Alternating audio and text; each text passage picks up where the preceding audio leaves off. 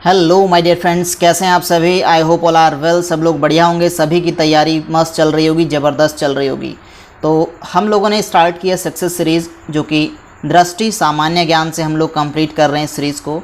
और ये जो सीरीज़ होने वाली है आपकी सभी आगामी प्रतियोगी परीक्षाओं के लिए एकदम रामबाण औषधि साबित होने वाली है। इस बात की मैं गारंटी देता हूँ कि अगर आपने इससे पहले कभी इतिहास पढ़ा है और आपको बोरिंग लगता है तो आप ये सीरीज़ देखिए।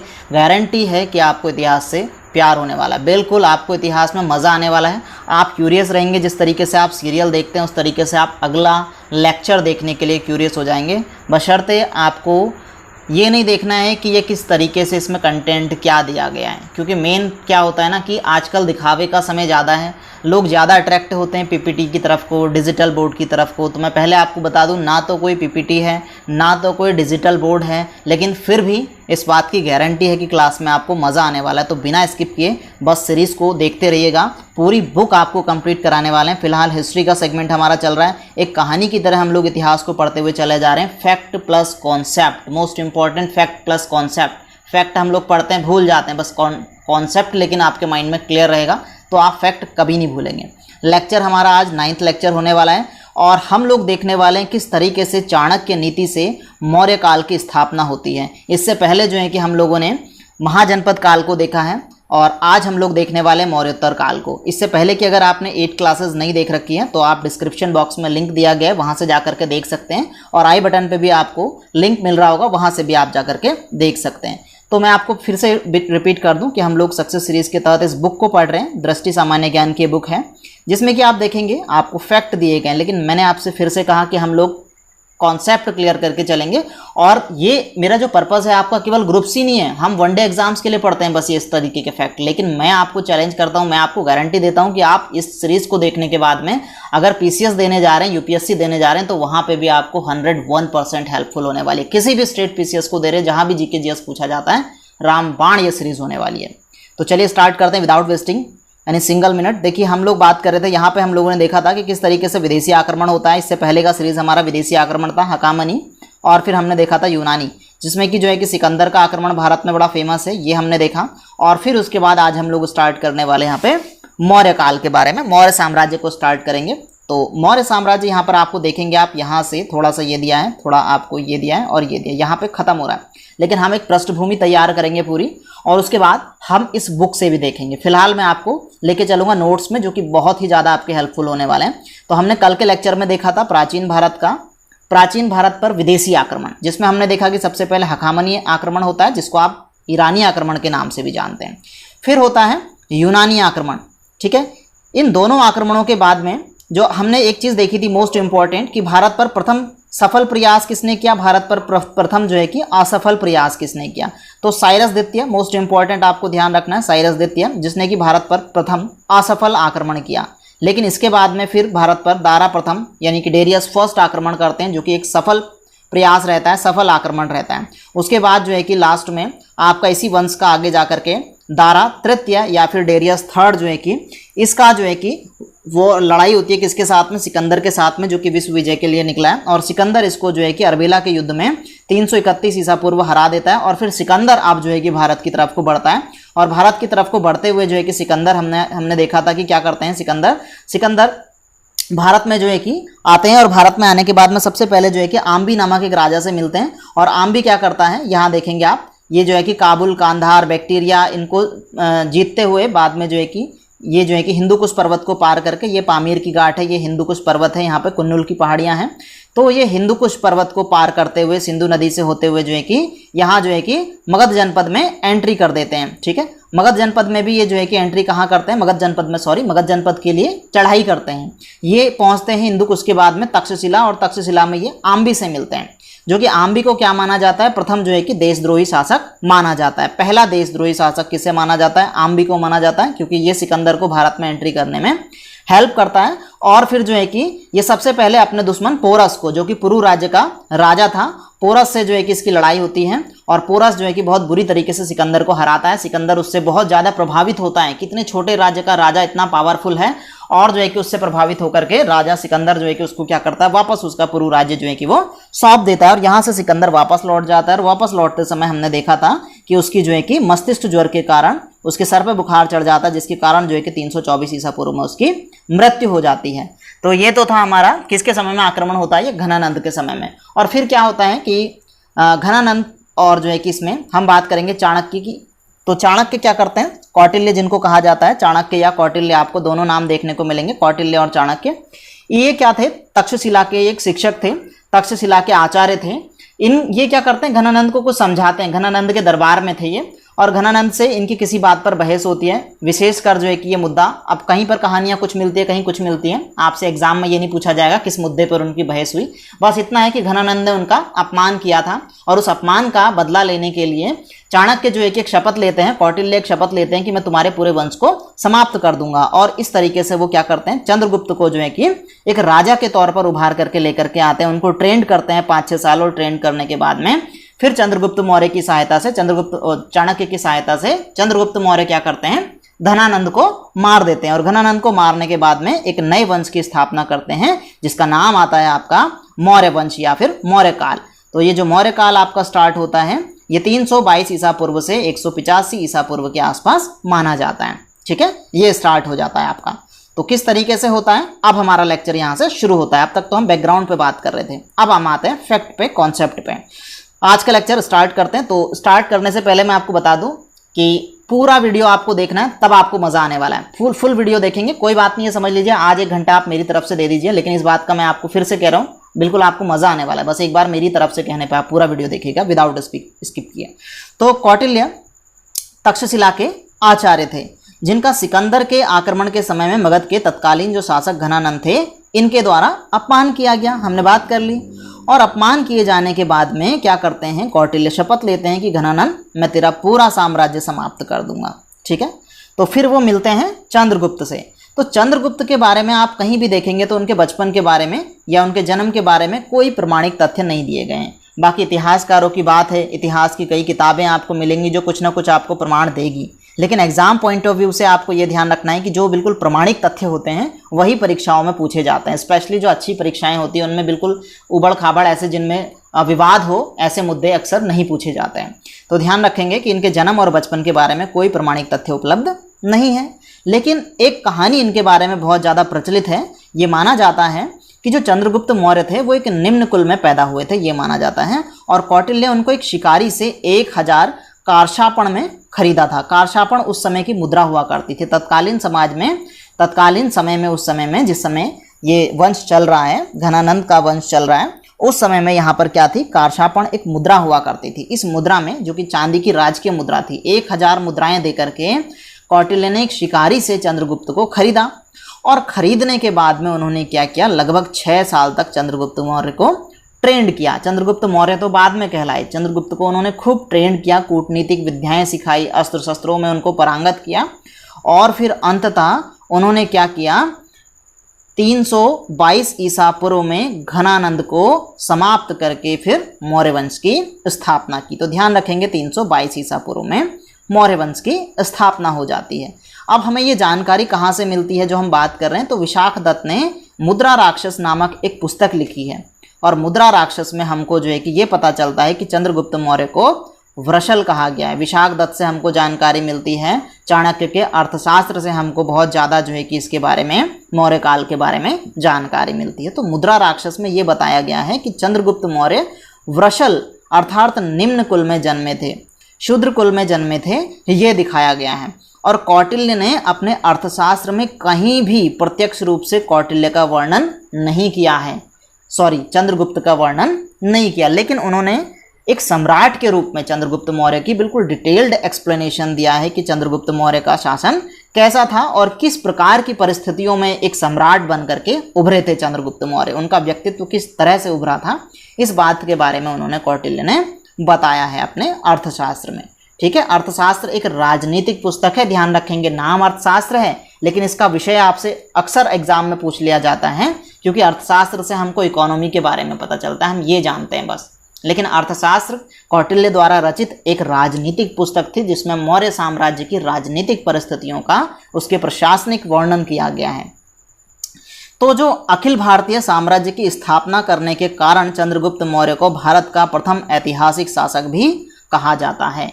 इतना अखंड भारत उसने बना दिया। आप देखेंगे चंद्रगुप्त मौर्य का भारत तो जो है कि वो पूरा जो है कि आप देखेंगे कहीं कहीं पर तो ये भी देखने को मिलता है कि कश्मीर से लेकर के नीचे लास्ट तक आपका जो है कि पूरा भारत उसके अंडर में था। केवल आप थोड़ा सा नीचे दक्षिण भारत का जो है कि बिल्कुल लास्ट कोना उसने छोड़ रखा था। बाकी जो है कि भारत के बाहर भी यहाँ पाकिस्तान अफगानिस्तान के आसपास का क्षेत्र भी उसका था। इधर जो है कि आपका बंगाल बांग्लादेश तक का क्षेत्र उसका था। तो काफ़ी एरिया में उसने जो है कि कब्जा कर रखा था। तो इसलिए इसको क्या माना जाता है, भारत का प्रथम ऐतिहासिक शासक चंद्रगुप्त मौर्य को माना जाता है। चंद्रगुप्त मौर्य को भारत का प्रथम मुक्तिदाता भी कहा जाता है, क्योंकि इससे पहले भारत में काफ़ी विदेशी आक्रमण हुए, स्पेशली यूनानी और हकामनी शासकों के आक्रमण होते रहते थे। ये तो प्रमुख आक्रमणों की हमने चर्चा करी, लेकिन और भी आक्रमण होते रहते थे। यहाँ पर एक प्रकार से इनकी यहाँ जो यूनानी शासक थे, यहाँ पर जो है कि दास प्रथा का बड़ा चलन था। तो इन्होंने क्या किया, भारतीयों को इन विदेशियों की दासता से मुक्त कराया था। इस कारण से चंद्रगुप्त मौर्य को भारत का प्रथम मुक्तिदाता भी कहा जाता है। भारत का प्रथम देशद्रोही शासक आम्बी को कहा जाता है और भारत का प्रथम मुक्तिदाता शासक चंद्रगुप्त मौर्य को कहा जाता है। ठीक है, क्यों कहा जाता है आपने देख लिया। इसके बाद जो है कि हम देखते हैं कि यूनानी इतिहासकारों ने चंद्रगुप्त को सेंड्रोकोटस और एंड्रोकोट्स कहा है। सेंड्रोकोट्स और एंड्रोकोट्स, जैसे सिकंदर का नाम अलेक्जेंडर है, सिकंदर हम कहते हैं। ठीक है, तो ऐसे ही जो है कि चंद्रगुप्त मौर्य को जो यूनानी शासक थे उन्होंने सेंड्रोकोट्स और एंड्रोकोट्स कहा है। ध्यान रखेंगे, सेंड्रोकोट्स एंड्रोकोट्स चंद्रगुप्त मौर्य के लिए ही प्रयोग किए गए शब्द हैं। और इसकी पुष्टि हमको कहाँ से होती है कि हाँ भाई ये सेंड्रोकोट्स या जो एंड्रोकोट्स शब्द है ये चंद्रगुप्त मौर्य के लिए किया है, कहाँ से पता चला? तो जोन्स ने बहुत ज़्यादा इसके ऊपर स्टडी करने के बाद में 1793 में विलियम जोन्स ने इस बात का दावा किया कि सेंड्रोकोट्स और एंड्रोकोट्स जो यूनानी पुस्तकों में नाम दिया गया है ये हमारे सम्राट चंद्रगुप्त मौर्य का वर्णन किया गया है। ठीक है, तो फिर हम बात करते हैं किसके बारे में कि जब भारत की हम चंद्रगुप्त मौर्य की हमने बात कर ली कि उसने क्या कर लिया, मौर्य वंश की स्थापना कर ली घनानंद को समाप्त करने के बाद। तो इसी दौरान अभी यूनानी आक्रमण थमे नहीं है। सिकंदर के बाद में एक बंदा और आता है। सिकंदर किसके समय में आया था? सॉरी, घनानंद के समय में आते हैं सिकंदर। फिर उसके बाद में इन्हीं के ही वंशज जो है कि सेलुकस निकेटर, ये भारत में आते हैं चंद्रगुप्त मौर्य के शासनकाल में।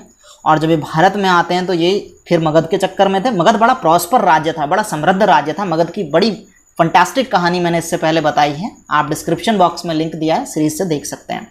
तो मगध के लिए बहुत ज़्यादा लोग एक्साइटेड रहते थे मगध को अंडर में लेने के लिए, बड़े ही। तो इसने भी प्रयास किया भाई सेलुकस निकेटर ने।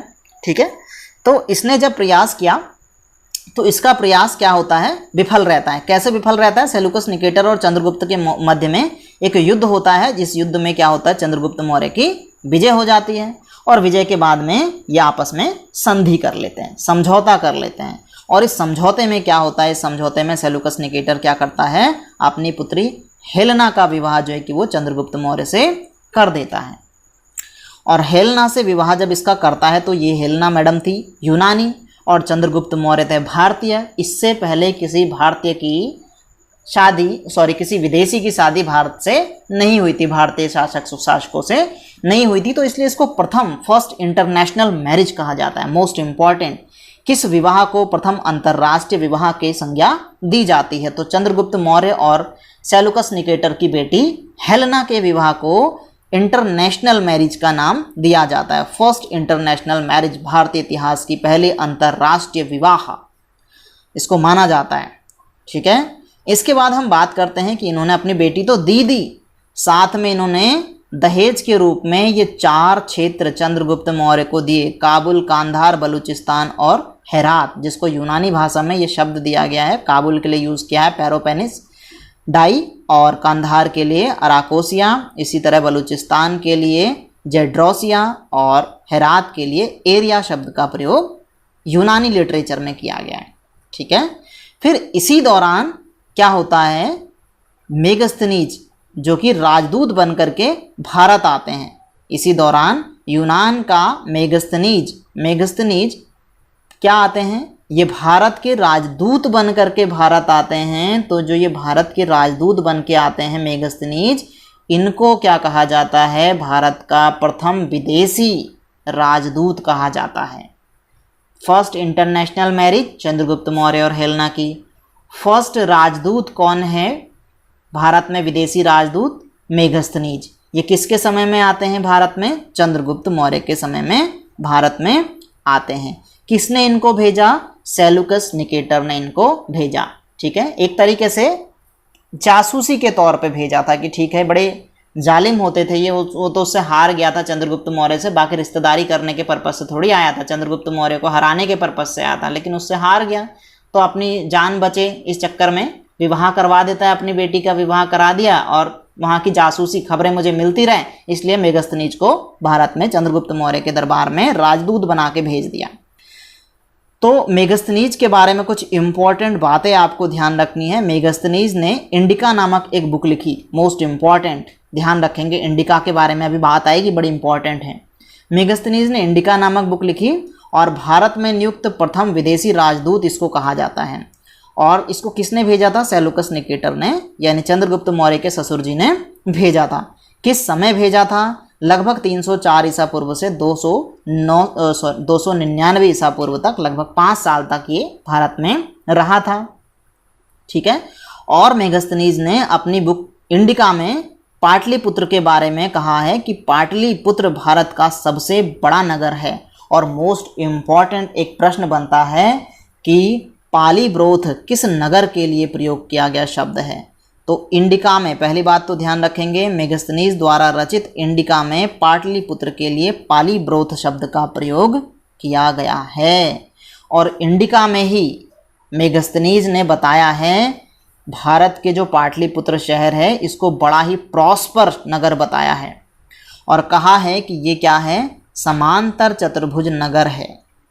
और इसने क्या बताया पाटलिपुत्र के बारे में? पूरे मगध साम्राज्य और पाटलिपुत्र के बारे में क्या कहा? ये दो शब्द तो पाटलिपुत्र के लिए थे, लेकिन पूरे मगध साम्राज्य और पाटलिपुत्र के लिए उसने कहा कि यहाँ के जो नगर थे, यहाँ के नगर के अधिकांश मकान बिल्कुल बढ़िया लकड़ी के मजबूत, यहाँ की जो लकड़ी थी ना, वो लकड़ी का मतलब ऐसा नहीं कि कच्ची मकान है, ये रिप्रेजेंट करना चाह रहा है, ये लकड़ी बड़ी इमारती लकड़ियाँ, बड़ी कीमती लकड़ियाँ यहाँ मगध के जंगलों में हुआ करती थी, उन कीमती लकड़ियों से बने थे यहाँ के नगर।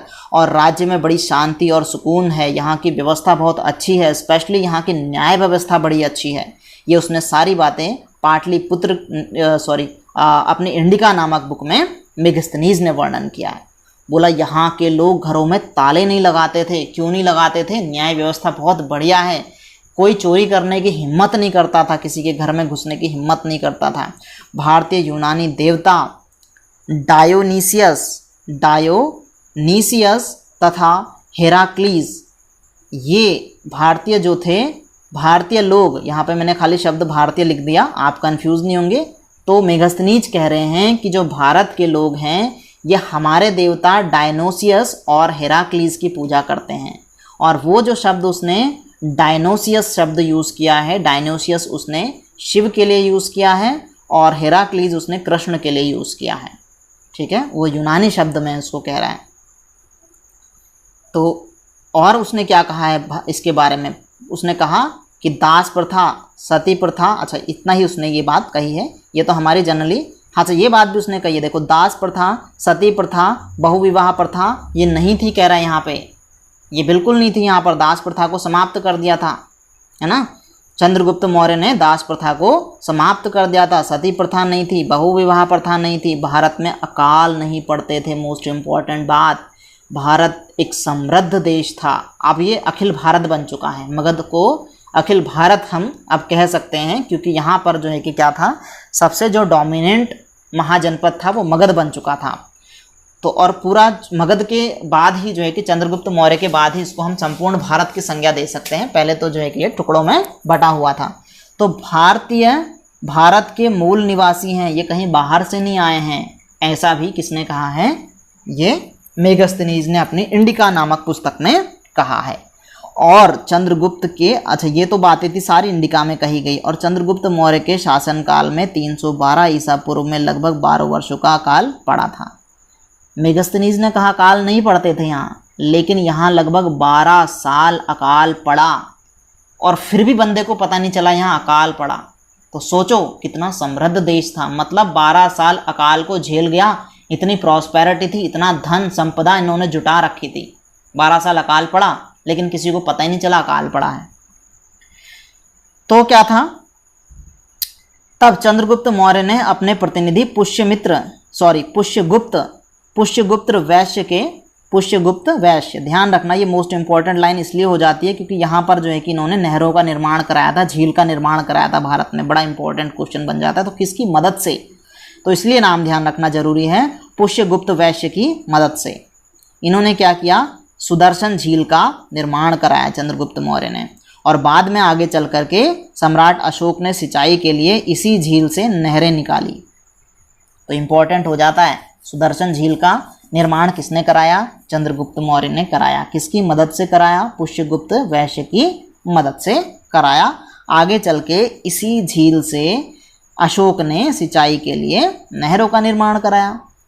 और चंद्रगुप्त मौर्य के शासन में पाटलिपुत्र में प्रथम जैन संगीति का आयोजन होता है। ध्यान रखेंगे, बौद्ध संगीति की बात नहीं हो रही है, जैन संगीति, प्रथम जैन संगीति का आयोजन होता है। और इसी जैन संगीति में ही क्या होता है, जो जैन धर्म है ये दो संप्रदायों में बढ़ जाता है, श्वेतांबर और दिगंबर। तो प्रश्न पूछा जाता है कि जो जैन धर्म है वो दो यूनिट्स में, दो संप्रदायों में, श्वेतांबर और दिगंबर में कब कन्वर्ट हुआ। तो ध्यान रखेंगे ये श्वेतांबर और दिगंबर में चंद्रगुप्त मौर्य के शासनकाल में होता है, प्रथम जैन संगीति के दौरान। कहाँ होता है, पाटलिपुत्र में होता है। ठीक है। और हम ध्यान रखेंगे कि चंद्रगुप्त मौर्य जो थे वो जैन मतानुयायी थे, मतानुयायी मतलब जैन मत को मानने वाले थे। और बताएंगे आपको इनके बारे में, कितना बड़ा विशाल साम्राज्य खड़ा करने के बाद में चंद्रगुप्त मौर्य अंत समय में जब उनका लगा कि भैया अब अंत समय आया है, तो वो सिंहासन को छोड़ करके जैन मुनि भद्रबाहु, नाम ध्यान रखेंगे, जैन मुनि भद्रबाहु से इन्होंने जैन धर्म की दीक्षा ली। और अंत में जब अंत समय आया तो कर्नाटक के श्रवणबेलगोला में जाकर के उन्होंने 298 ईसा पूर्व में संलेखना या संथारा प्रथा द्वारा अपना शरीर त्याग दिया। ध्यान रखेंगे, संलेखना विधि है और संथारा प्रथा है। इस प्रथा के माध्यम से इन्होंने इस विधि के माध्यम से अपना शरीर त्याग दिया चंद्रगुप्त मौर्य ने। तो कई बार संथारा पे आपसे प्रश्न पूछ लिया जाता है कि संथारा क्या है, संलेखना क्या है। हमारे साथ में एक कॉन्सेप्ट बूस्टर सीरीज भी चलती है, कॉन्सेप्ट बॉम्ब नाम से सीरीज। कॉन्सेप्ट बॉम्ब सीरीज में आपको मैं इसी तरीके के जो कॉन्सेप्ट है, संथारा क्या है, संलेखना क्या है, या फिर जो हमारी टर्मिनोलॉजीज़ होती है, ज्योग्राफी की टर्मिनोलॉजीज़ हो गई, हिस्ट्री की टर्मिनोलॉजीज़ हो गई, इन पे हम लोग बात करते हैं कॉन्सेप्ट बॉम्ब सीरीज़ में। आप चैनल पे जाएंगे, वहाँ प्लेलिस्ट पे जाएंगे, वहाँ आपको ये मिलेगी। तो वहाँ पे मैंने आपको ये चीज़ बता रखी है कि संथारा प्रथा क्या है और संलेखना प्रथा क्या है। मैं यहाँ पे भी आपको रिपीट कर दूँ कि संथारा प्रथा, संलेखना प्रथा जैन धर्म में ये होता था कि जो यहाँ के जैन मतानुयायी हुआ करते हैं वो क्या करते हैं कि अपने अंतिम समय में या किसी भी समय में जब उनको लगता है कि संसार से, मोह माया से आपको त्याग चाहिए, आपको मुक्ति चाहिए, तो ये एकांतवास में जाकर के ध्यान लगा देते हैं, ईश्वर का ध्यान लगाते हैं, बिना कुछ खाए एक लंबे समय तक जो है किसी तरीके से बिना कुछ खाए मौन व्रत रखते हैं, शांत अकेले एकांत में रहते हैं और ऐसे ही धीरे धीरे अपना शरीर त्याग देते हैं। इस प्रथा को इस मेथड को बोलते हैं संलेखना। इसमें इनके शरीर के बाल झड़ते हैं, हड्डी पसली बन जाते हैं, बिल्कुल सूख करके कांटा हो जाते हैं और अंत में जो है कि मर जाते हैं। ये कहलाती है संथारा प्रथा और इसको बोला जाता है संलेखना विधि।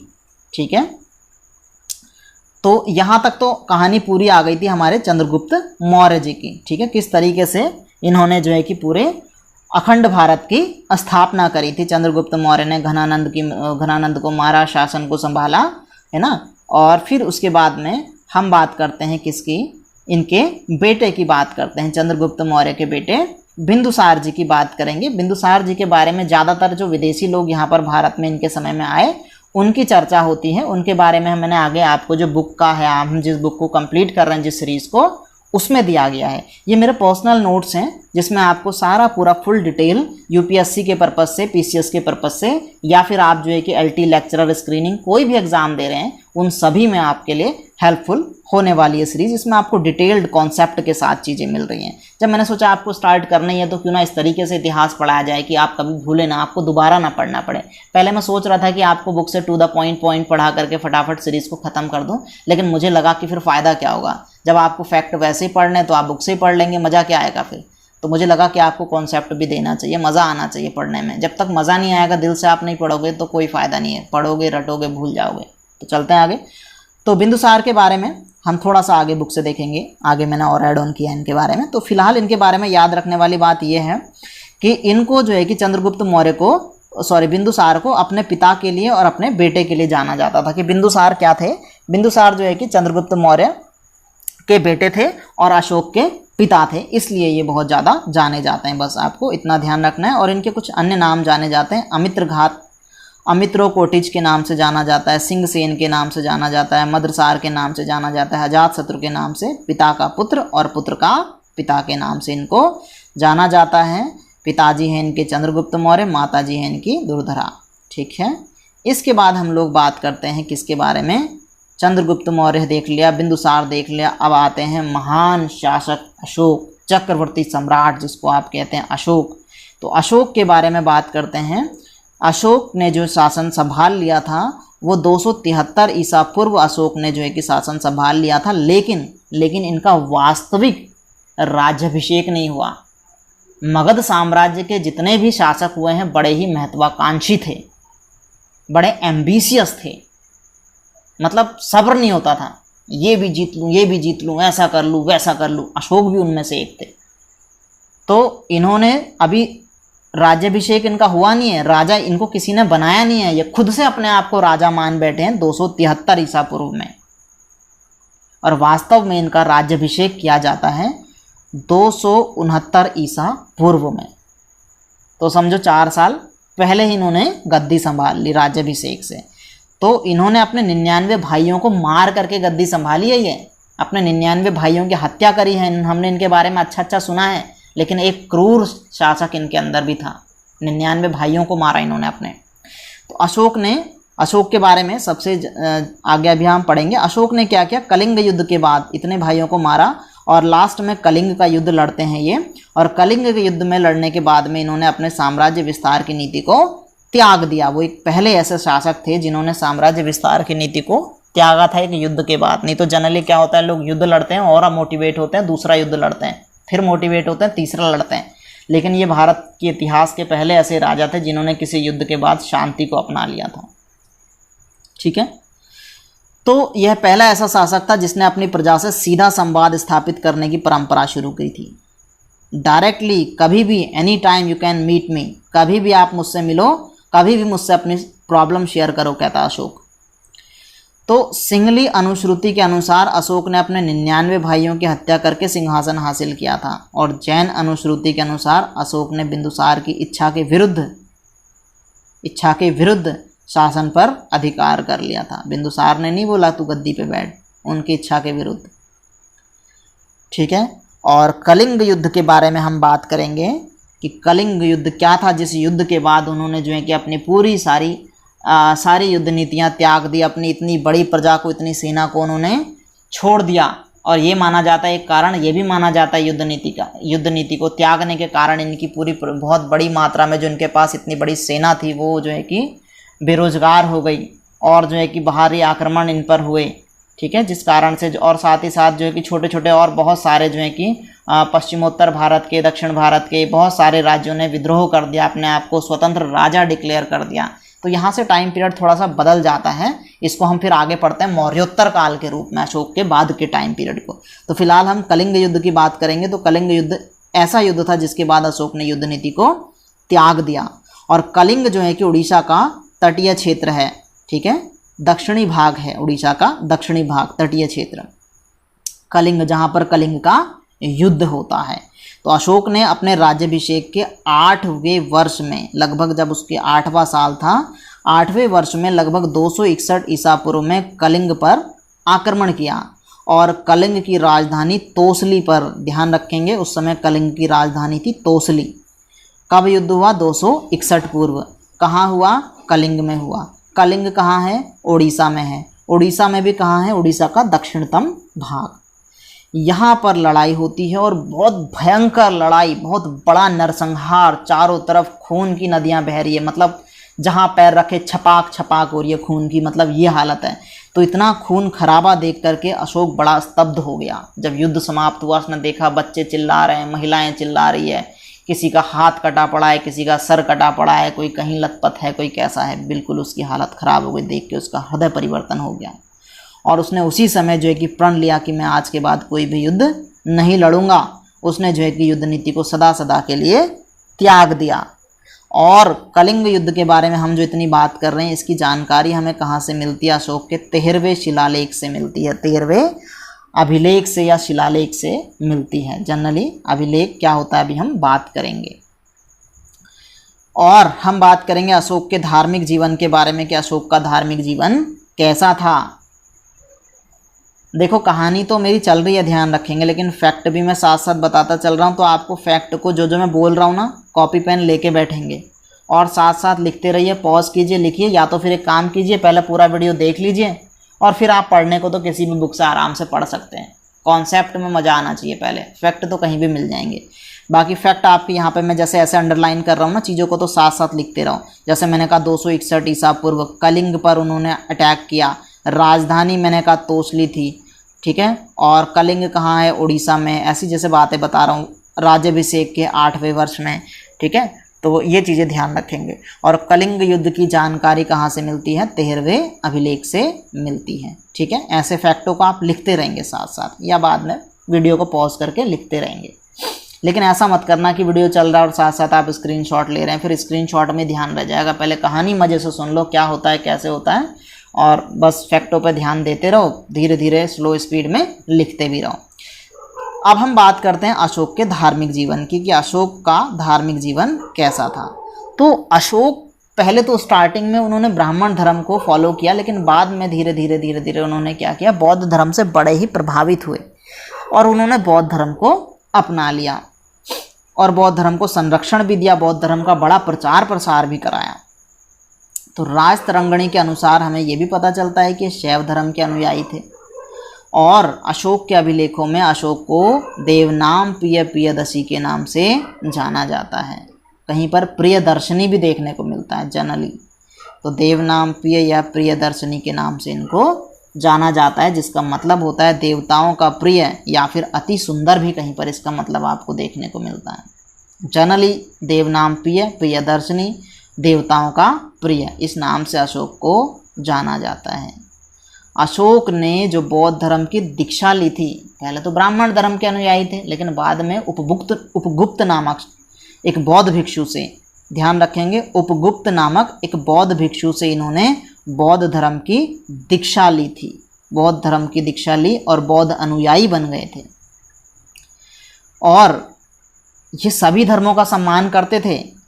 तो जो आजीवक थे, ठीक है, आजीविकों के लिए इन्होंने, आजीवक क्या थे, आजीवक एक अन्य धर्म था। इसी दौरान ना जब हमने महाजनपद काल को पढ़ा था तो किसी ने मुझसे 2-3 बार इस पर क्वेश्चन भी डाला है कि पहले वैदिक सभ्यता आई या फिर जो है कि बौद्ध धर्म जैन धर्म आया।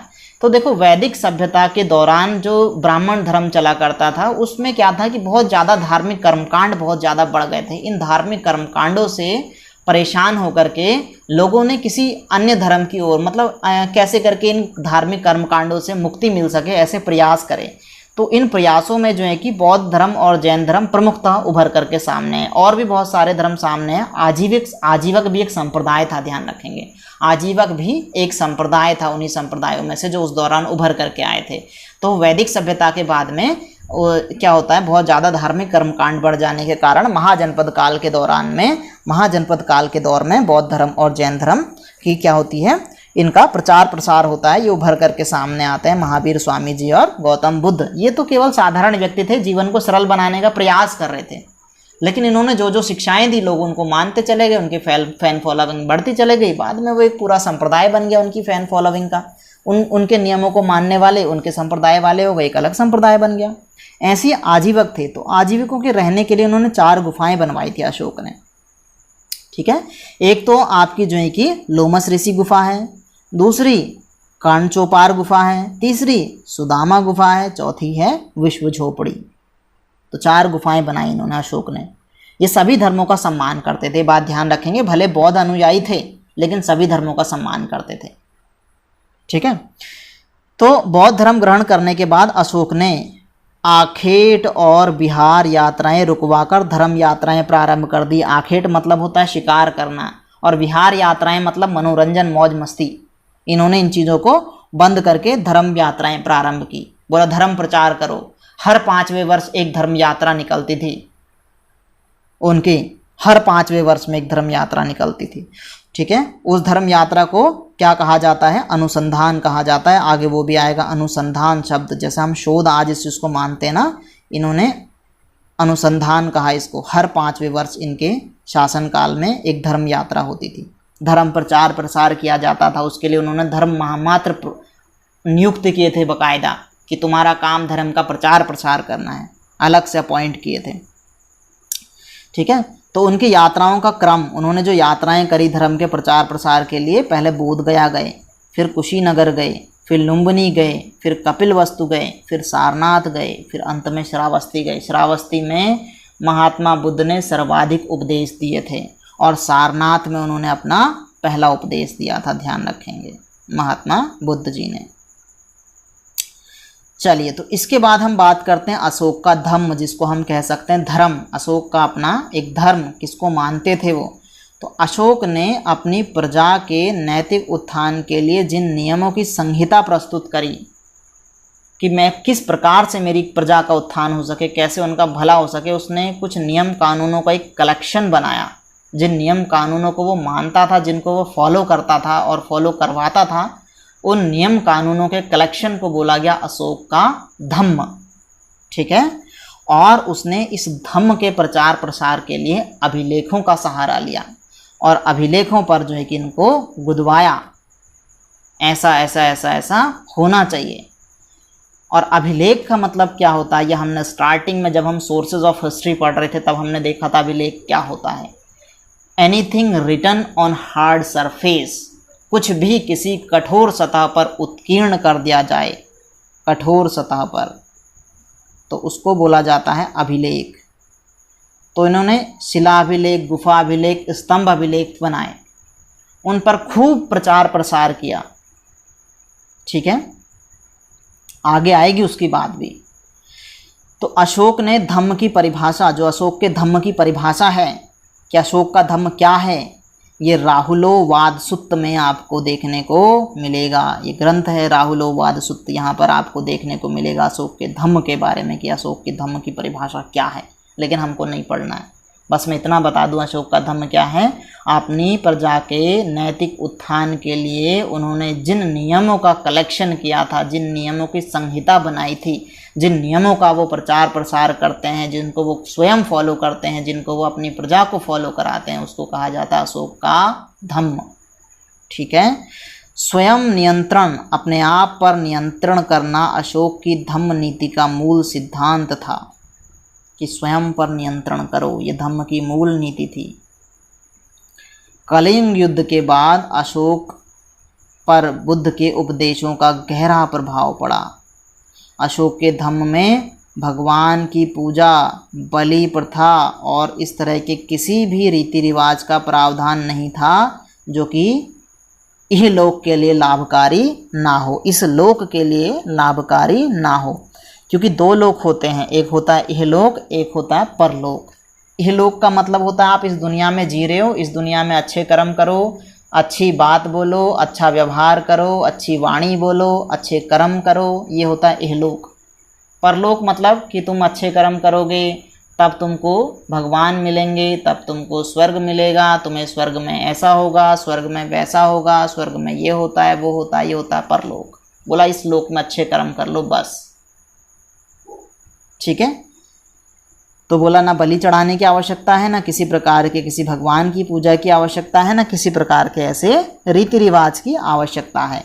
बोले तो धर्म निरपेक्ष, जिस भी धर्म में बस अच्छी बात हो रही है, धर्म का तो मतलब पक्ष ही नहीं लिया कि ये धर्म अच्छा है या वो धर्म अच्छा है, ऐसा कुछ नहीं। बौद्ध धर्म से प्रभावित थे, लेकिन मैंने क्या कहा कि बौद्ध धर्म कोई भगवान नहीं थे उस समय, महात्मा बुद्ध कोई उस समय वो एक साधारण व्यक्ति थे जिनके द्वारा कुछ नियमों को बताया गया था, उन नियमों को मानना था जीवन को सरल बनाने के लिए। लेकिन बाद में उनको भगवान बुद्ध कहने लग गए हम लोग। भगवान की उपाधि नहीं थी वो, पहले वो एक साधारण मनुष्य थे। तपस्या करी उन्होंने एक लॉन्ग टाइम, तब उन्हें जो है कि इस प्रकार के ज्ञान की प्राप्ति हुई। वो भी आत्म शांति के लिए, अपने मन की शांति के लिए उन्होंने वो तपस्या की थी। ठीक है, ऐसा कुछ नहीं कि वो भगवान बनना चाहते थे। तो इसलिए अशोक भी कहते हैं कि भगवान की पूजा नहीं करनी है, कोई बलि प्रथा नहीं देनी है, या ऐसे किसी रीति रिवाज का प्रावधान नहीं रखते थे वो। बस क्या करना है, नैतिक बातें करते थे अशोक, नैतिक बातों पर जोर देते हैं, इहलोक की बातें करते हैं। अशोक ने अपनी प्रजा से संवाद के लिए अभिलेखों का सहारा लिया, अभिलेख गुदवाए और अन्य धर्मों का सम्मान की बात की, बिना मतलब के रीति रिवाजों से दूर रहने को कहा। अशोक ने अपने धम्म प्रचार के लिए धम्म महामात्यों की नियुक्ति करी थी, जो धर्म का प्रचार प्रसार करें, और प्रत्येक 5वें वर्ष राज्यों का भ्रमण करने के लिए धर्मोपदेश, धर्म से संबंधित उपदेश देने के आदेश दिए कि धर्म का प्रचार प्रसार करो, जिसे उनके अभिलेखों में क्या कहा गया है, अभी मैंने बताया, अनुसंधान कहा गया है। तो आपसे प्रश्न पूछ लेगा अनुसंधान क्या है, तो आप लिख देंगे अनुसंधान मतलब रिसर्च है। क्या अशोक ने कुछ रिसर्च कराई होगी उस पर अनुसंधान का? नहीं। उन्होंने राज्य में हर 5वें वर्ष धर्म यात्रा करवाई महामात्रों के माध्यम से, रज्जुकों के माध्यम से, इसको कहा गया अनुसंधान। ठीक है, इसके बाद में हम बात करते हैं जो हमें इतनी जानकारी मिल रही है अशोक के अभिलेखों से। तो अशोक के अभिलेख, मैंने कहा कि anything that is written on the hard surface, कुछ भी चीज़ जो कठोर सतह पर उत्कीर्ण है उसको कहा जाता है अभिलेख। देयर आर 3 टाइप्स ऑफ अभिलेख, 3 तरह के अभिलेख हैं। एक को कहा जाता है आपका क्या, गुहाभिलेख, गुहाभिलेख। एक को कहा जाता है शिलाभिलेख, शिला अभिलेख। एक को कहा जाता है स्तंभाभिलेख, स्तंभों पर लिखे हुए अभिलेख। थोड़ा सा शॉर्ट में आपको मैं बता दूं, गुफाओं की जो ये इस तरह से होती है गुफा, तो जो इसका ऊपर वाला हिस्सा है इसको प्लेन करके, काट करके यहाँ पर कुछ नियम कानून लिख दिए जाते थे, इसको बोलते थे गुहाभिलेख। ठीक है, और जैसे शिला है, कोई पत्थर है, इसको काट करके एक जो प्लेन सरफेस आ गया, यहाँ पर कुछ चीज़ें लिखवा दी जाएगी, इसको बोलेंगे क्या, शिलाभिलेख। तो ये ट्रायंगुलर हो सकता है, रेक्टेंगुलर हो सकता है, आयताकार, वर्गाकार, वक्राकार, कैसा भी हो सकता है। शिला कैसी भी, जो बड़ी सी शिला हो, बड़ा सा पत्थर हो, मतलब उसको काट दिया, उसका फ्रंट प्लेन कर दिया और उस पर लिखवा दिया, शिलाभिलेख। फिर आता है स्तंभाभिलेख। तो खंबे पे क्या होता था, एक ऊपर जो है कि यहाँ पर एक पशु का अंकन होता था, इसको जो है कि, ठीक है, यहाँ पर, और यहाँ पर जो है कि नीचे को प्लेन को लिखा जाता था। ठीक है, स्तंभाभिलेख। ये सारे अभिलेखों की बात भी मैंने जब सोर्सेज ऑफ हिस्ट्री पढ़ाया तब डिटेल में इनकी बात की है, इसको क्या कहते हैं, इसको क्या कहते हैं, गुहाभिलेखों की बात की, शिलाभिलेखों की बात की। बड़ा मज़ेदार, मतलब ये सीरीज़ चल रही है, बहुत ज़बरदस्त, कनेक्टेड है, सबसे बड़ी बात है। यह आपको पढ़ने में मज़ा आएगा, कहानी की तरह पूरा इतिहास आप पढ़ेंगे। सबसे मज़ेदार बात यह है, ऐसा नहीं कि अब ये पढ़ा वो पढ़ा फिर क्या हुआ था, ऐसा क्यों हुआ था। इतिहास में ज़्यादा उलझन तो तब हो जाती जब समझ में नहीं आता यार ये कौन था, ये कौन था, ऐसा कैसे हुआ, ऐसा कैसे हुआ, क्यों हुआ। आप इस सीरीज़ को देखोगे कहीं भी कन्फ्यूज़ नहीं होगे, कनेक्टेड है। बल्कि जब मैं नई सीरीज़ स्टार्ट करता हूँ, जैसे आज हमारा लेक्चर 9 हो रहा है, आज हम जो है कि मौर्य काल को पढ़ रहे हैं। आज अगर हमारा मौर्य काल खत्म हो गया तो ठीक है, नहीं तो कल हम जो है कि मौर्य काल को कंटिन्यू करेंगे, और परसों जैसे हम मौर्योत्तर काल को कंटिन्यू करेंगे। तो जब हम मौर्योत्तर काल को कंटिन्यू करेंगे तो मैं आपको इस कहानी को जोड़ के बताऊंगा उसे, ये नहीं कि मैं वहीं से शुरू कर दूंगा। हमारे सीरीज़ में मज़ेदार बात यह है कि आपको कहानी जोड़ के बताई जाएगी, भूलोगे नहीं बस। ठीक है, तो ये चीज़ हमने देखा। तो हमने देखा कि भारत में शिला जो लेख लिखने का प्रचलन था वो सबसे पहले अशोक ने ही शुरू किया। आपसे पूछ लेगा कि शिलालेख लिखने का प्रचलन किस शासक ने शुरू किया, तो अशोक ने शुरू किया। अभिलेख क्या होता है, किसी कठोर सतह पर उत्कीर्ण लेख को अभिलेख कहा जाता है। कितने तरह के अभिलेख थे, गुहाभिलेख, शिलाभिलेख और स्तंभाभिलेख, 3 तरह के अभिलेख थे। तो हम बात करते हैं, अशोक ने शिलाओं पे, गुफाओं पे और स्तंभों पे अभिलेखों को गुदवाया था ताकि लोग उन्हें पढ़ सकें। और मज़ेदार बात ये, जो नहीं पढ़ सकते उनको पढ़ करके सुनाया जाए, ये निर्देश दिए। इसके लिए अधिकारियों को नियुक्त किया गया कि तुम्हारा काम है लोगों को पढ़ करके सुनाना। और जो अधिकतर अभिलेख लिखे गए थे वो प्राकृत भाषा में, ब्राह्मी लिपि में लिखे गए थे। जनरली तो क्या है, प्राकृत, यूनानी और अरमाइक भाषा में लिखे गए थे, लेकिन मोस्टली प्राकृत भाषा में लिखे गए थे अभिलेख अशोक के। ठीक है। और भारत का जो राष्ट्र चिन्ह है वो क्या है, जो राष्ट्र चिन्ह लिया गया है वो सारनाथ के अशोक स्तंभ से लिया गया है। राष्ट्र ध्वज में जो चक्र है वो भी अशोक के शासन के कई स्थानों पर जगह जगह देखा गया है, यानी कि ये भी राष्ट्र ध्वज का चक्र भी अशोक के शासनकाल से लिया गया है। राष्ट्र जो आपका प्रतीक चिन्ह है वो भी सारनाथ के अशोक स्तंभ से लिया गया है। और अशोक द्वारा जारी किए गए सिक्कों में भी जो चक्र आप ध्वज में देखते हैं वो देखने को मिलता है। अशोक के वृहद शिलालेखों की जो संख्या है वो 14 है। वृहद शिलालेख, और तो उसके बड़े सारे शिलालेख हैं, लेकिन जो बड़े वृहद शिलालेख हैं उनकी संख्या 14 है। और ये जो शिलालेख या अभिलेख जो लिखे गए हैं ये मेनली 8 स्थानों से प्राप्त हुए हैं। यहाँ पे मैंने आपको बता दिया, शिलालेख, अभिलेख, गुहाभिलेख और स्तंभाभिलेख, ये इस तरीके से 3 भागों में बटे हुए थे। और शिला जो लेख हैं, शिलाभिलेख, इनमें सबसे जो बड़े बड़े हैं वो 14 हैं। ठीक है, जिनके बारे में आगे हम देखने वाले हैं। तो 14 शिलालेखों की अगर हम बात करेंगे अशोक के, तो इसमें हम देखते हैं जो पहला शिलालेख है इसमें क्या शिक्षा दी गई है। इसमें बोला गया है कि पशु बलि ना की जाए, पशु बलि की निंदा की गई है। तमाम तरीके के जो आप समारोह करते हैं उन पर पाबंदी लगाई गई है। और कुछ चिन्हित पशुओं की हत्या का समर्थन किया गया है, और बाकी को मना किया गया है कि इनको तुम नहीं मारोगे, इनको छोड़ करके बाकी को मार सकते हो। मतलब सॉरी, इन्हीं को मार सकते हो, बाकी को नहीं मारोगे। ज़्यादातर कुल मिलाकर के जी पशु हत्या, जीव हत्या को उन्होंने मना किया है। और बोला है कि सारी प्रजा, सभी मनुष्य मेरी संतान है। ये पहले अभिलेख में बोला है। इम्पॉर्टेंट है कि पशु बलि को मना किया है, समारोह पर प्रतिबंध है, और सभी मनुष्य मेरी संतान है। ये 3 बातें इंपॉर्टेंट है, 1, 2, 3। ठीक है। और बाकी क्या है, दूसरे अभिलेख में क्या बात की गई है, दूसरे अभिलेख में उन्होंने जन कल्याण की बात की गई है, लोक कल्याणकारी नीति की बात की गई है। बोला पशु चिकित्सा, मानव चिकित्सा फुल फ्री ऑफ कॉस्ट होगी। तीसरे अभिलेख में बात की उन्होंने कि राजकीय जो अधिकारी हैं, युक्त तो एक राजकीय अधिकारी का नाम है, रज्जुक एक राजकीय अधिकारी का नाम है, प्रादेशिक अधिकारी का नाम है। इनको बोला कि हर 5वें वर्ष भ्रमण के दिशा निर्देश दिए गए हैं, तुम हर 5वें साल में राज्य का भ्रमण करोगे। अशोक का जो धम्म है, जो शिक्षाएं उन्होंने वो मानते हैं, उनका प्रचार प्रसार करोगे। और इस धर्म के प्रचार प्रसार को नाम दिया गया अनुसंधान। अनुसंधान क्या है, अशोक के शासनकाल में प्रत्येक 5वें वर्ष अशोक के धम्म के प्रचार प्रसार को अनुसंधान कहा जाता था। बोला कि बचत करो, अल्प व्ययी बनो, और धार्मिक नियमों को धम्म का अंग बताया। किसमें, तीसरे अभिलेख में। ठीक है, ध्यान रखेंगे कि जो अनुसंधान की बात है वो कौन से अभिलेख में कही गई है, तीसरे अभिलेख में कही गई है। चौथे अभिलेख में बताया गया कि तुम धर्म में कैसा आचरण करोगे, कैसा व्यवहार करोगे, और धम्म नीति के क्या क्या उपदेश हैं, ये बताया चौथे शिलालेख में। अभिलेख लिख दिया मैंने, शिलालेख है वो। ठीक है। 5वें शिलालेख में धम्म महामात्रों की नियुक्ति के विषय में जानकारी दी है कि जो धम्म है उसका प्रचार प्रसार करने के लिए जो अधिकारी होगा उसको महामात्र कहा जाएगा, और किस प्रकार इनकी नियुक्ति होगी, क्या इनका काम होगा, ये सब 5वें शिलालेख में बताया गया है।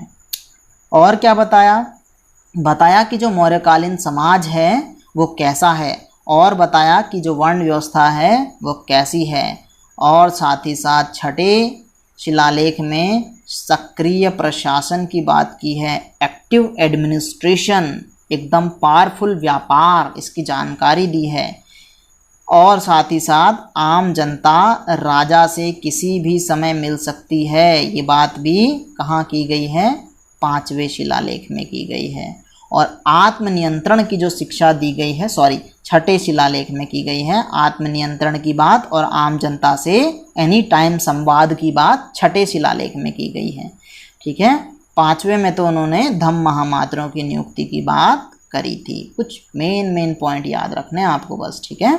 7वें शिलालेख में उन्होंने सभी संप्रदायों के लिए सहिष्णुता की बात की है। बोला किसी धर्म को गलत मत ठहराओ, सभी धर्म सहिष्णु हैं, स्वीकार्य हैं, सभी धर्मों से जो भी अच्छी बात है उसको यू कैन एक्सेप्ट, आप एक्सेप्ट कर सकते हो, इसको बोलते हैं सहिष्णुता, स्वीकार करो। ठीक है। तो ये 7वें शिलालेख में उन्होंने बात की है, सभी संप्रदायों के लिए सहिष्णुता की बात की है। 8वें शिलालेख में उन्होंने धार्मिक यात्राओं का उल्लेख किया है कि धर्म यात्राएं होनी चाहिए, आखेट को बंद करो, आखेट के बदले धम्म यात्राएं चलाओ। धम्म नीति की व्याख्या करी 8वें अभिलेख में। बोध गया के भ्रमण का उल्लेख किया 8वें शिलालेख में। 9वें में क्या किया? 9वें में सच्ची भेंट क्या होती है, वास्तव में हमें किस प्रकार से व्यक्ति के साथ शिष्टाचार करना चाहिए, इसकी बात की है। और विवाह, जन्मोत्सव, जो हम पार्टीज़ करते हैं, इस समय भी आज हम जो पार्टी करते हैं, बोला मत करो फालतू खर्चा, जितना ज़रूरी है बस उतना करो। खर्चीले समारोह पर पाबंदी लगा दी, बोला उतना धर्म प्रचार करो, अच्छे कर्म करो, फालतू खर्चा मत करो। 10वें शिलालेख में उन्होंने क्या किया? उन्होंने आदेश दिया कि राजा तथा जितने भी उच्चाधिकारी हैं ऑल टाइम जनता के लिए प्रेजेंट रहेंगे, जनता के हित के बारे में सोचेंगे। मोस्ट इम्पॉर्टेंट कौन से शिलालेख में? 10वें शिलालेख में बात करी है। 11वें में उन्होंने बोला कि धम्म का वरदान सर्वोत्तम है। 11वें शिलालेख में धम्म की बात की है। 12वें शिलालेख में बोला सर्वधर्म संभाव, सभी धर्म समान है, सब धर्मों का सम्मान करो। और साथ ही साथ इम्पॉर्टेंट बात, अब उन्होंने स्त्री महामात्रों की नियुक्ति भी करवाना शुरू कर दी। पहले पुरुष ही महामात्र हुआ करते थे, तो उतना जो है कि फ्रेंडली नहीं हो पाते थे महिलाओं के साथ भी, उतना उनको ज्ञान प्रचार प्रसार, उतना मिलना जुलना नहीं होता था। तो बोला स्त्री महामात्र भी होने चाहिए ताकि महिलाएं भी इस धर्म के बारे में जान सके। और मोस्ट इम्पॉर्टेंट जो आपका 13वां शिलालेख है, यहीं से हमको पता चलता है कलिंग युद्ध हुआ था, जहाँ से अशोक का हृदय परिवर्तन हुआ। ये जानकारी हमको 13वें शिलालेख से मिलती है। यहीं पे अशोक का हृदय परिवर्तन हुआ और यहीं पे उसने अपने पड़ोसी राजाओं की भी चर्चा की है, उनसे संबंधों की भी बात की है कि मेरे इनसे कैसे संबंध हैं अब। और 14वें शिलालेख में उन्होंने धार्मिक जीवन जीने की प्रेरणा दी है कि बेटा धार्मिक जीवन जियो बस सब। और 13 जो इससे पहले के अभिलेख थे उनमें कहीं पर जो भी त्रुटियां हुई है, उन सभी त्रुटियों को यहाँ 14वें शिलालेख में सुधारा गया है। तो ये थे अशोक के शिलालेख। फिर यहाँ तक तो हमारा पूरा चंद्रगुप्त मौर्य जी आ गए हैं, हमारे जो है कि बिंदुसार आ गए हैं, हमारे जो है कि फिर उसके बाद में आपके कौन आ गए हैं?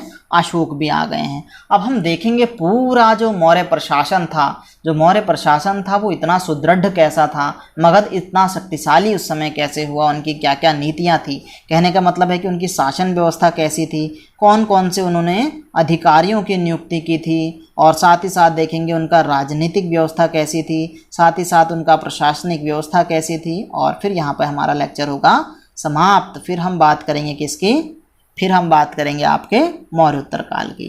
तो थोड़ा सा और बचा है, बस धैर्य बनाए रखिए, मज़ा लेते रहिए कहानी का। आगे हम देखेंगे क्या हमने देखा कि मौर्यकालीन शासन व्यवस्था कैसी थी अशोक के समय में, या चंद्रगुप्त मौर्य के समय में, या बिंदुसार के समय में। तो हम देखते हैं कि कुछ इतिहासकारों का मानना है कि जो मौर्यकालीन शासन व्यवस्था थी वो केंद्रीकृत शासन व्यवस्था थी, सेंट्रलाइज्ड थी। इट मीन्स कि आई एम द बॉस, जो कुछ हूँ बस मैं हूँ, यानी कि एक पाटलिपुत्र और पाटलिपुत्र से पूरे भारत पर कंट्रोल। दैट्स नॉट पॉसिबल, जो कि संभव नहीं है कि आप एक केंद्र पर रहते हुए पूरे भारत पर शासन कर सकें। लेकिन कुछ इतिहासकारों का मानना है, तो हमें भी मानना पड़ेगा कि क्या था, कि केंद्रीकृत शासन व्यवस्था थी, लेकिन ये पुख्ता नहीं है, आगे हम बात करेंगे। जबकि कुछ इतिहासकारों का मानना है कि मगध पाटलिपुत्र तथा इसके समीपवर्ती क्षेत्रों में ही केंद्रीकृत शासन व्यवस्था थी, बाकी जो संचालन होता था वो अधीनस्थ शासकों के द्वारा किया जाता था। जैसे कि सपोज दैट सेंटर पे है मोदी जी और बाकी जो है कि हर राज्य में एक एक मुख्यमंत्री अपॉइंट किए हैं, इस प्रकार से पूरा भारत का शासन चलता है। ऐसे ही बोला कि क्या था, जो पाटलिपुत्र और पाटलिपुत्र के आसपास तो जो है कि अशोक का शासन चलता था, या मौर्यकालीन जो भी राजा थे उनका शासन चलता था, और बाकी पे उनके जो अंडर में बाकी राजा थे उनके द्वारा शासन चलाया जाता था। कुछ लोग ऐसा मानते हैं। ठीक है, दो तरह से, एक तो कह रहा है कि सेंटर पे बस एक राजा पाटलिपुत्र, और दूसरा कह रहा है कि पाटलिपुत्र है और उसके नीचे छोटे छोटे और भी जो राजा हैं वो शासन को संभाल रहे हैं। ठीक है, दो तरह से दो इतिहासकारों, दो तरह की मान्यता है।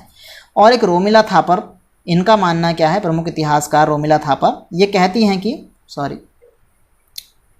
ये क्या कहती हैं, इनका भी हम थोड़ा सा मानना देखते हैं। 1 मिनट, थोड़ा स्क्रीन सही कर लें। ये लीजिए, तो रोमिला थापर जी का मानना है कि अशोक तथा मौर्यकालीन जो साम्राज्य था, इसका जो है कि मौर्य साम्राज्य का पतन 1959 में मौर्य काल को अति केंद्रित राज्य का दर्जा दिया। उन्होंने जो है कि रोमिला थापर ने एक क्या लिखी है, बुक लिखी है, ध्यान रखेंगे आप। उसमें अशोक तथा मौर्य साम्राज्य का जो पतन है, ये जो इनकी एक बुक है ना, इस बुक में इन्होंने कहा कि ये बुक लिखी 1959 में उन्होंने।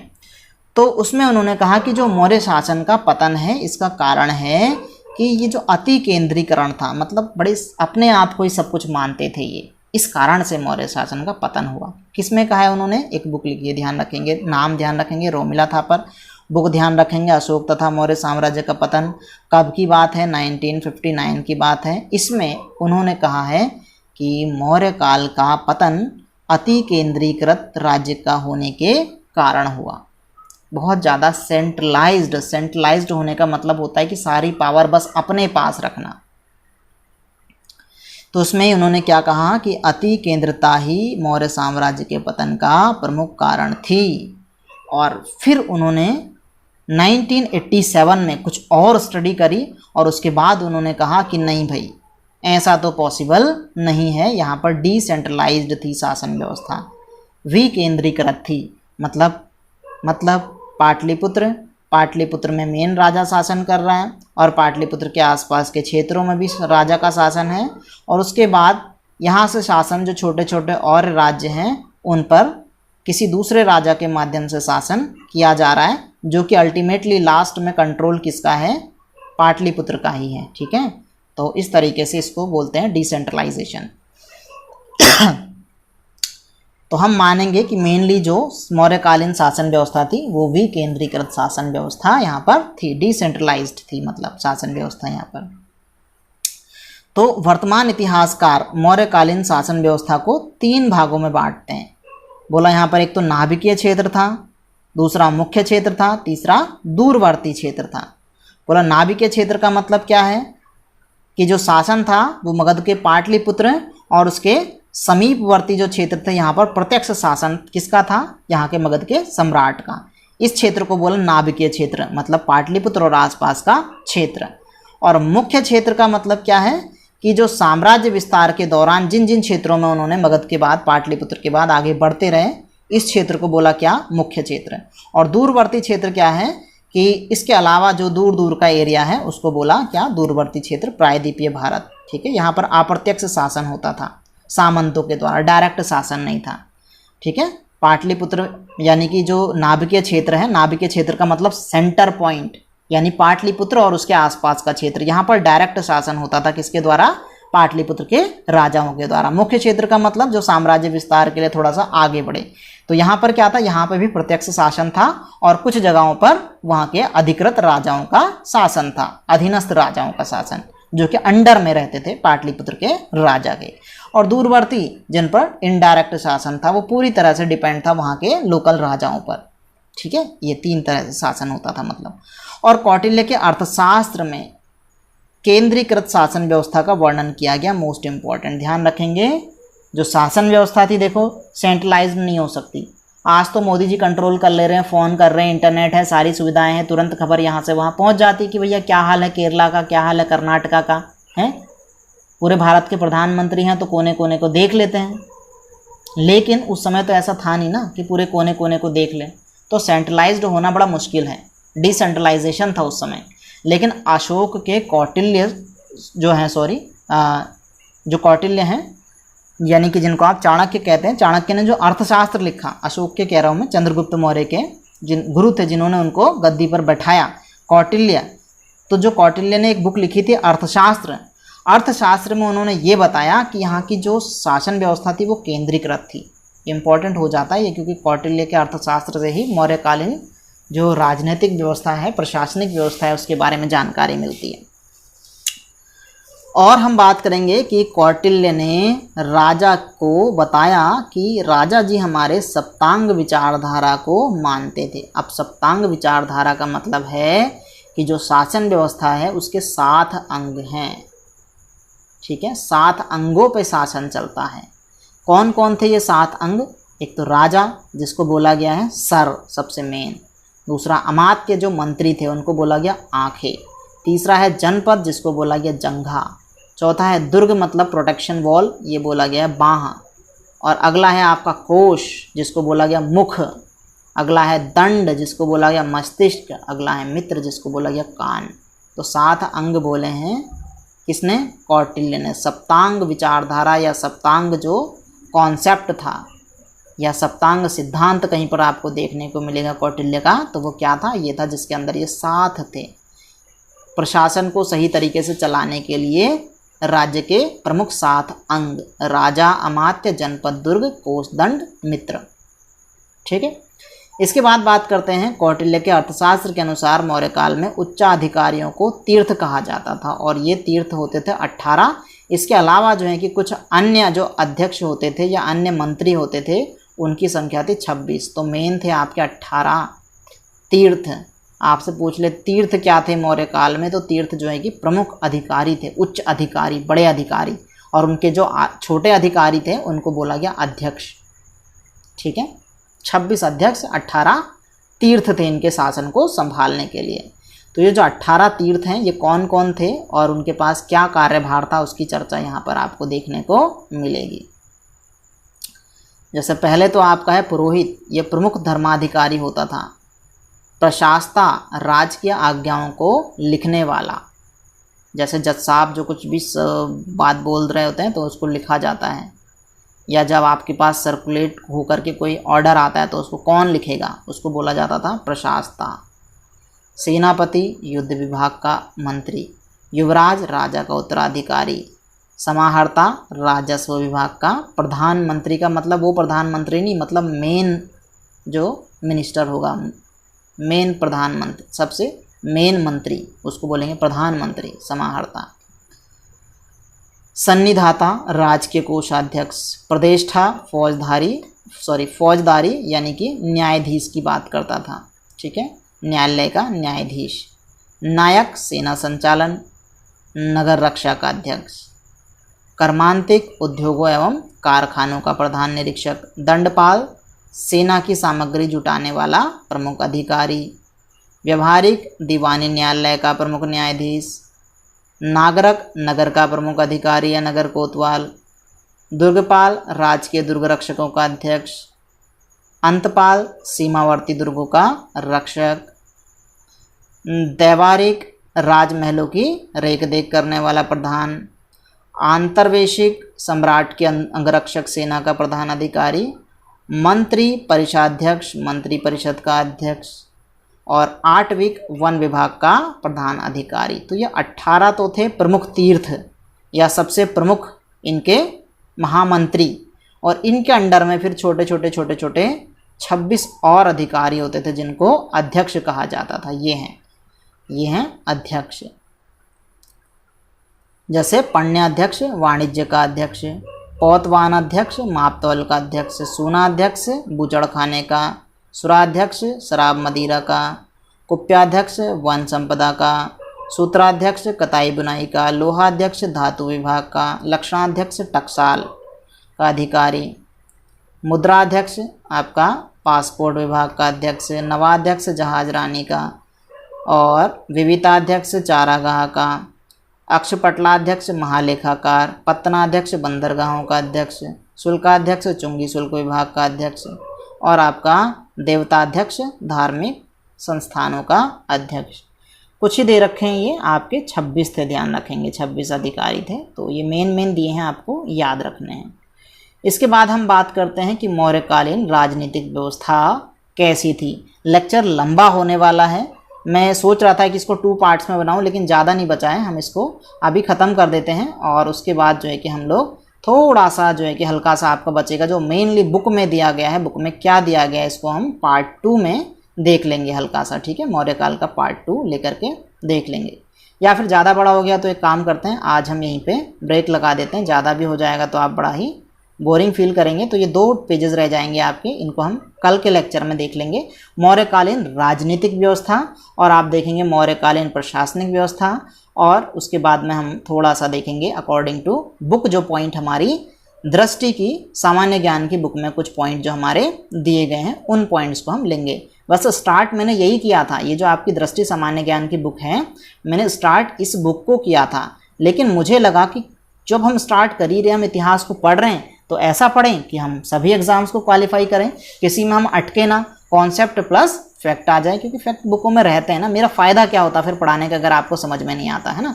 तो इस तरीके से पढ़ा जाए कि आपको मज़ा भी आए पढ़ने में ना, चीज़ें समझ भी आए, आप हमेशा याद रख सको। इसलिए मैंने इसमें जो है कि जितना मुझसे हो सके मैंने एडिशनल फैक्ट यहाँ तक कि आपकी यूपीएससी लेवल तक के कॉन्सेप्ट इसमें मैंने जोड़ दिए। मतलब आप इतना पढ़ लेंगे, आपके बाद इसके बाद आपको कुछ पढ़ने की ज़रूरत नहीं है, बस फिर आप फैक्ट को आराम से रट पाएंगे, ईजीली समझ पाएंगे। तो इसलिए हम इस बुक के अंदर जो चीज़ें दी गई है उसे भी नहीं छोड़ेंगे, तो उसको हम कल देख लेंगे। तो आज वैसे मैंने डाल ही दिया था, मुझे लग ही रहा था लेक्चर कंप्लीट नहीं हो पाएगा आज, तो पार्ट 1 आपको दिया था यहाँ। कल हम लोग पार्ट 2 देखने वाले हैं। तो आप ज़्यादा से ज़्यादा वीडियो को शेयर करें, लाइक करें, सब्सक्राइब करें चैनल को, ज़्यादा से ज़्यादा लोगों को शेयर करें, जिससे हमारे और भी भाई लोगों को इस चीज़ का फ़ायदा मिल सके। जब आप लोगों के लिए सीरीज़ स्टार्ट की गई है तो सभी को उसका फ़ायदा मिलना चाहिए। और देखो, जब आप लोग ज़्यादा से ज़्यादा शेयर करेंगे, लाइक करेंगे, चैनल को सब्सक्राइब करेंगे, उसी से मुझे मोटिवेशन मिलेगा, है ना। तभी मैं सीरीज़ को आगे कंटिन्यू कर पाऊँगा। और अभी तो हमने शुरुआत की है, बस अभी तो हिस्ट्री है, अभी तो पूरा ज्योग्राफी बचा है आपका, पॉलिटी बचा है आपका, इको बचा है आपका, साइंस बचा है आपका, एनवायरनमेंट बचा है, कंप्यूटर बचा है। उसके बाद आप कहेंगे तो मैं हिंदी भी आपको कंप्लीट करवाऊंगा इसी तरीके से, मज़ेदार तरीके से। और बाकी सब्जेक्ट भी हम लोग शुरू करेंगे। बहुत जल्दी आपके बड़े सारे एग्जाम आने वाले हैं। लेक्चरर स्क्रीनिंग का आपका आने वाला है, आप कहेंगे तो अब मैं उसका भी बैच आपका स्टार्ट कर दूँ। आपका जो है कि NTA नेट आपका जो है कि उसका पेपर 1 स्टार्ट कर दें, है ना। बड़े सारे एग्जाम आने वाले हैं, लेकिन देखो होगा तभी कुछ जब आप लोगों का सपोर्ट रहेगा। आप लोगों का प्यार और सपोर्ट मुझे मिला, जिसके कारण मैंने इतनी सीरीज़ आपकी कंटिन्यू की, और आगे भी प्यार सपोर्ट मिलता रहेगा। तो फिर इसी तरीके से आगे चलते रहेंगे। तो इसी तरीके से आगे बढ़ते रहिए, पढ़ते रहिए। ठीक है, बाय बाय, टेक केयर।